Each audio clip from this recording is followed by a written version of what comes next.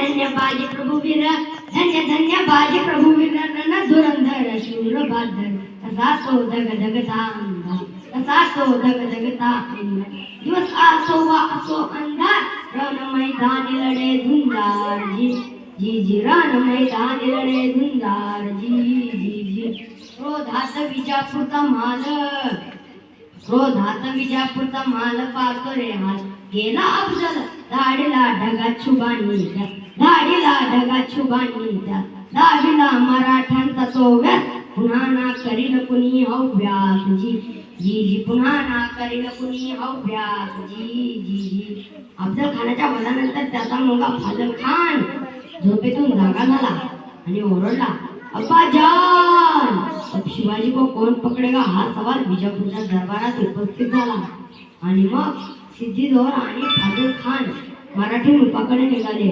ते कसे म्हणा कसे गुलवंत सिद्धी-जोहर आहे गुलवंत सिद्धी-जोहर केला प्रहर फाजल बरोबर देऊनिया बेडा पणाला गडाला देऊनिया बेडा पणाला गडाला जसा सापानी पिळका घातला तसा ऊन मस्त येऊन बसला जी जी तसा येऊन बसला जी जी जी सिद्धी-जोहरने दिलेल्या बेड्यामध्ये मार्च गेला एप्रिल गेला मे जूनही गेला आणि आता मात्र काय करावं महाराजांना कळेना.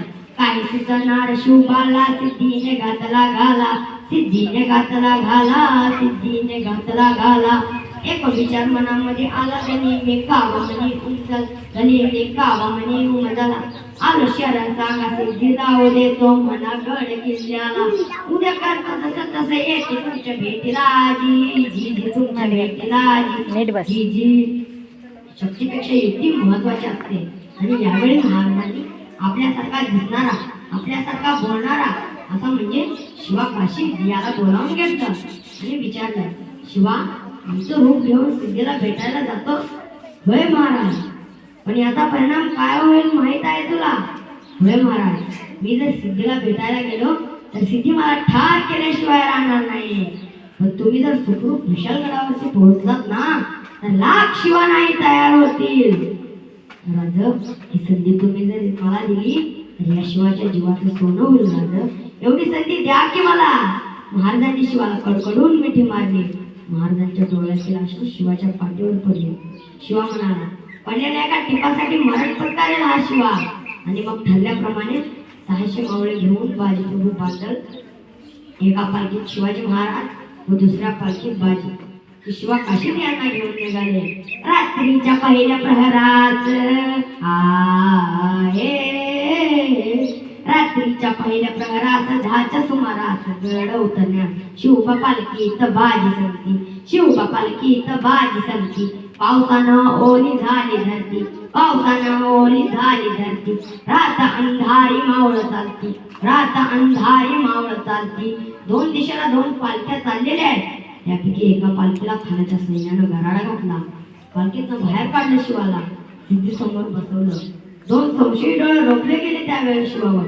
त्यापैकी एक म्हणाला हुजूर ये शिवाजी नहीं हो सकता हुजूर क्यों नहीं हो सकता.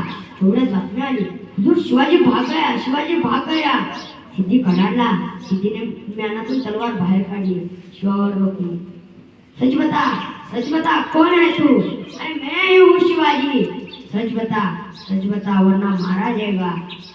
शिवा हसला आणि म्हणाला जन्माला जरी शिवा काशीद म्हणून आलो असलो तरी म्हणताना शिवाजी महाराज म्हणून मरतोय हे भाग्य काय कमी आहे का. सिद्धी काढायला सिद्धीची तलवार चालल्या गेली. शिवा मारला. ज्याने स्वराज्यासाठी शिवाजी महाराजांसाठी आपल्या प्राणाचे बलिदान दिले असा शिवा काशी. तिकडे तोवर बाजीने गजापूरची खिंड गाठली आणि म्हणतायत बाजी राज आता उशीर करू नका निम्मी फौज घेऊन तुम्ही विशालगडावरती रवाना व्हा. आणि राज म्हणताय नाही बाजी जीवाची बाजी लावून आपण इथवर आलोय. आता जे काय होईल ते मिळून करू जे काय होईल ते मिळून करू.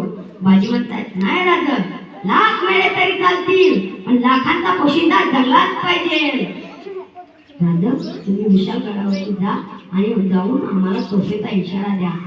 मग त्या खिंडीच्या तोंडाला काय प्रकार झाला काय उभा राहून बाजी खिंडी लागड